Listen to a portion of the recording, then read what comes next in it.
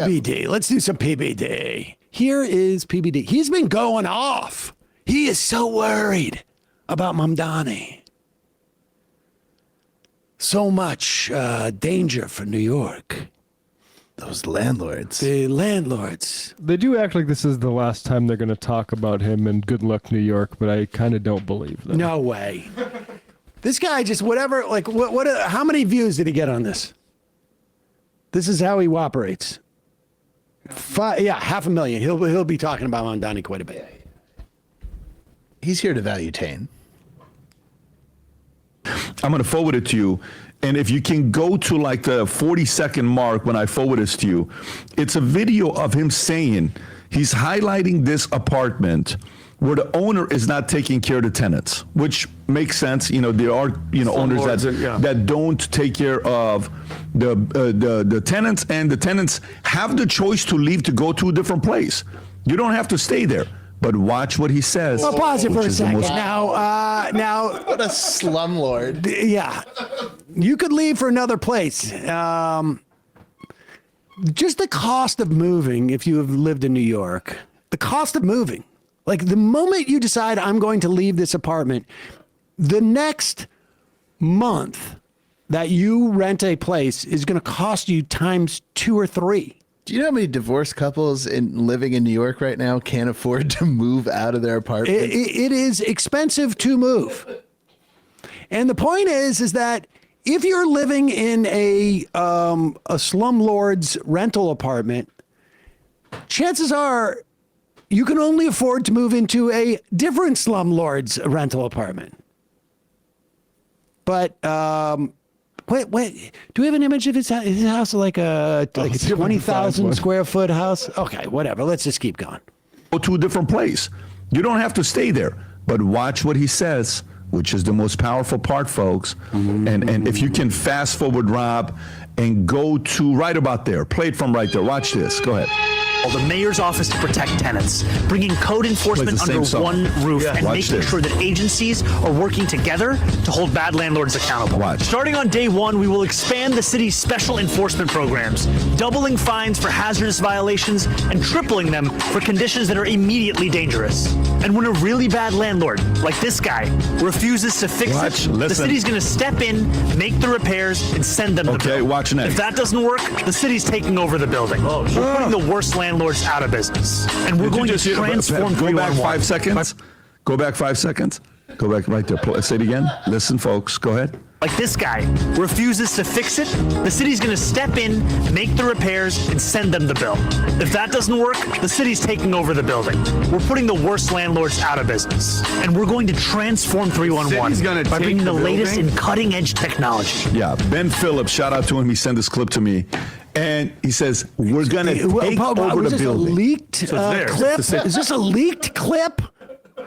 Thank goodness. We have a lot of reporters out there who have Instagram.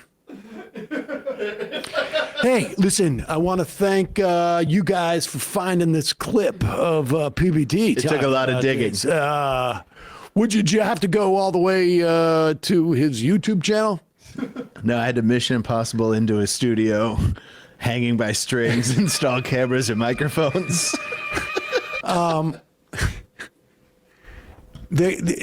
Should we let them go on and on and make asses of themselves about this? Yeah.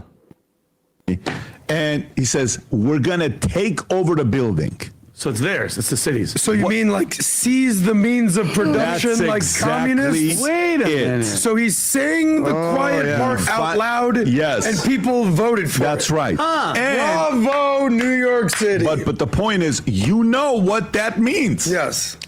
You know what that means. Challenge is, he's going to need Albany to get some of this stuff done. That's what this family was saying last night.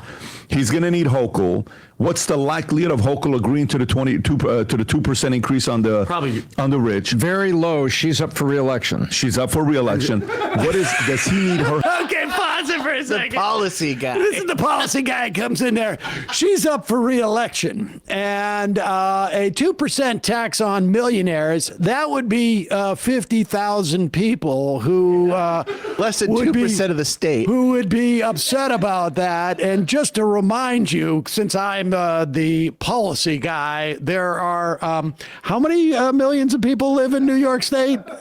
How many people do in New York State? Like 12 million? No, more. But 50,000 people. 19.87 million. But 50,000 people. So she's running for re-election. That's going to be pretty tough. It is exactly the opposite. It's going to be tough for her not to say that we're going to put a millionaire tax on when she's running from, you got Antonio Delgado running to her left. But these guys are such morons. Incidentally, this whole, what Mamdani is doing that he presented in that video in terms of being new, at least that we heard, he went on to the 311 stuff, but he's increasing the fines so that the slumlords actually have to take care of the buildings. However, these guys are going to be very upset to hear that Barclays Center, just down the road from us, was all done by eminent domain. Home of the Nets. The home of the Nets and about 3 or 4 big apartment buildings. In fact, it was also, not only that, it was done in such a way that was it Bruce Ratner? It is Ratner. Ratner, the developer. They bought up a bunch of the buildings. Then they basically let them just dilapidate so that the city could condemn them and basically take over the whole thing. So the city has the ability to do that and has always had the ability to do that and does it, and usually does it on behalf of capital. However, prior to Zohran Mamdani winning the mayoralty in New York City, in fact, prior to him probably winning any election, probably even prior to him being a rapper, it's quite possible that even prior to him being born, the Unsafe Buildings New York City Administrative Code was passed. The New York City Department of Buildings can initiate court proceedings against unsafe buildings under the provisions of the Administrative Code of City of New York, specifically sections 28.216.1 through 28.216.11. The process for unsafe building action involves A, notice and summons. The Department of Buildings serves a notice survey and summons to interested parties requiring them to address unsafe condition. You remember when Zoran said, first we're going to tell them, you got to deal with this. How Stalinist of him. Then the court order, if the owner fails to correct the condition, a court may issue a precept, which is an order authorizing the city to perform the necessary work, which is what he said they would do. We'll go in and do it, such as sealing, demolition, or other emergency repairs, and charge the cost to the property, which is exactly what he said they were going to do. Is this Cuban law or is this New York law? Then the final one is lien creation. Unpaid costs for emergency work become a lien on the property, which can eventually, in other words, you can't sell this property. There's a lien on it. It basically ties it up. Can lead to a foreclosure and seizure of the lien if the lien remains unpaid. In other words, they can seize the building. Chronic housing code violations. The New York City Department of Housing Preservation and Development enforces the New York City Housing Maintenance Code, while HPD primarily issues fines and orders, emergency repairs with costs becoming tax liens. Chronic and severe violations can lead to more drastic measures. 7A program under Article 7A of the New York State Real Property Actions and Proceedings Law, a court may appoint an administrator to manage a building if the conditions are dangerous to the life, health, or safety of the tenants and the owner is unable or unwilling to correct them. The administrator collects rent and uses it to make repairs, and then it can go into a third-party transfer program.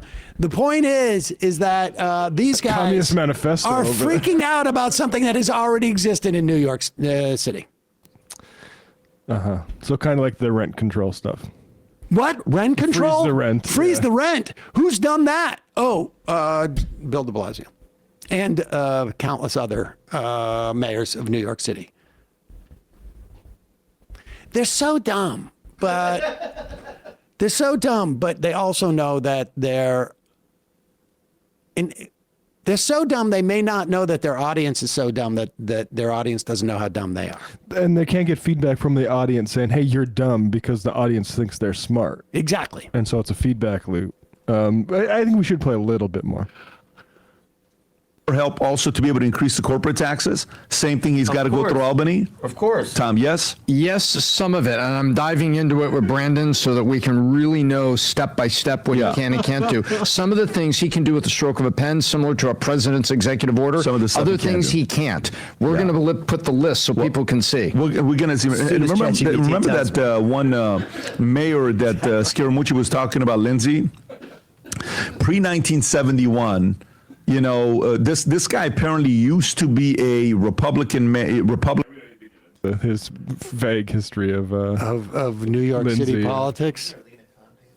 There was, if you want to do the Lena Khan thing. Yes, too. let's hear Okay. his Lena Khan thing. Let me find my time code on I think I'm due for my my biannual visit to PBD. Yeah, aren't I? When did I do it last? Was that last year? Gotta check the email. 2 years ago? Hopefully it's not going to spam. I think he would have you back on, right? Why not? Why not? I said 2510 here. Here it is. So Zoran Mamdani taps big tech antagonists. Lena Kanas, co-chair mayoral transition team. You should see his transition Hold on team. 1 second. What? That's not a hard one. Lena Kanaz? It's Lena Khan. What was he seeing? I have no idea. But the thing is that the amazing thing is that somehow he missed the entire. Lena Khan is no. I mean, I don't know if your average voter knows, but anybody who's been following politics during the Biden era, one of the big questions was, is Kamala Harris going to keep Lena Khan? Yeah. At the risk of offending Emma, I called it Lena Khan her Taylor Swift. Yeah, this is Well, someone. she does. Oh, yes, but she doesn't like Taylor Swift. Right, that's her. That's her. Her substitute. Yeah. But they have to now act like Lena Kanas is a known threat who they've never seen her name on paper. That's right. before. Coach taps big tech antagonists. Lena Kanas, co-chair mayoral that's what transition it is. team. Hold on, You should- pause It's an it. apostrophe Eric, S? No, Eric Guy C got it.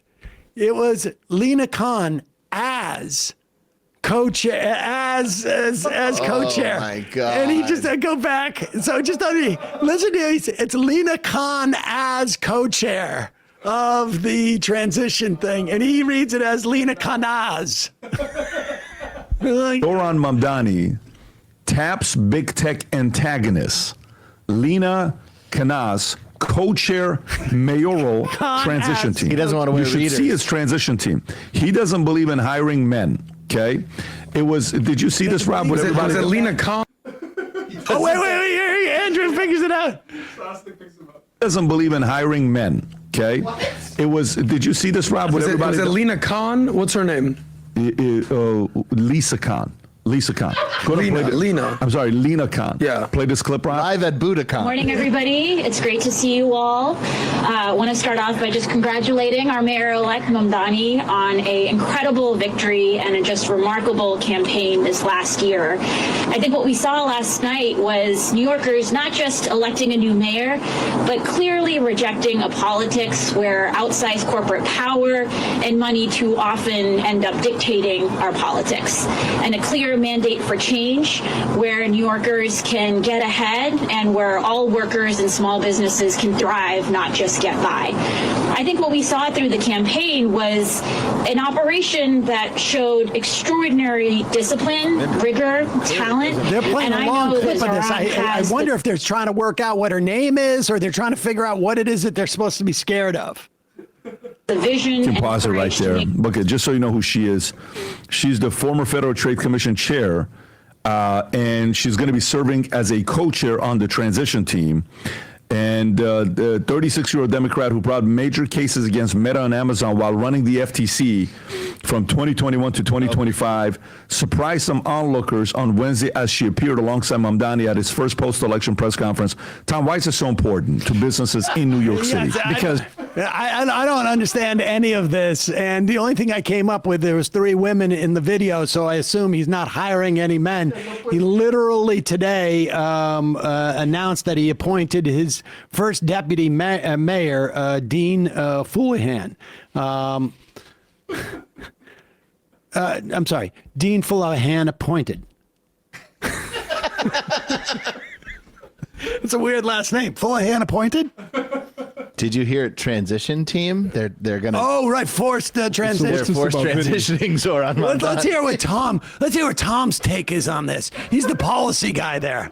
His first post-election press conference. Tom, why is it so important to businesses in New York City? Because he has picked somebody who is picking on businesses. And by the way, this was a pick that, in my opinion, of everything I've read, that was an Obama influence pick that was made by Biden, because she was named to the Federal Trade Commission. And my opinion, based on what I've read, is that Biden didn't really understand everything about her, and she was kind of pushed through by other people that were working with Biden to get it done. And all she did for her time. So this is an Obama pick. Ooh. First of all, it was not. Incidentally, Obama sucked on antitrust. I don't think he's read anything. I think he's not even expressing an opinion. He's just sort of shooting. It's like literally throwing darts at a wall in the dark. Didn't we have Lena Khan on when Obama was president? And well, the first time we had her on was in 2012. Yeah. And I think we had her on 2 or 3 times, through the Obama years and maybe the Trump years, and she was a professor. She wrote a 2012 article titled "Obama's Game of Chicken," where she criticized the Obama administration to failure to effectively address. If anything, in terms of who influenced her pick, would have been Elizabeth Warren or that folks in that antitrust camp. But that's what happens when ChatGPT does all your research. It's just amazing. Like, Tom, you have glasses. Tell us about this.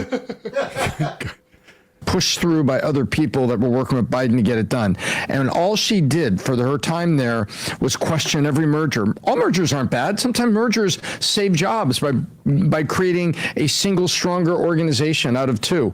And she picked on people, and I'm not against that some of the things that Meta was asked to answer for, like the stuff they were intentionally trying to hook young girls to get them to stay on, and they were suffering, depression and all psychological effects. That's where government steps in to do good things, like OSHA, right? OSHA stepping in.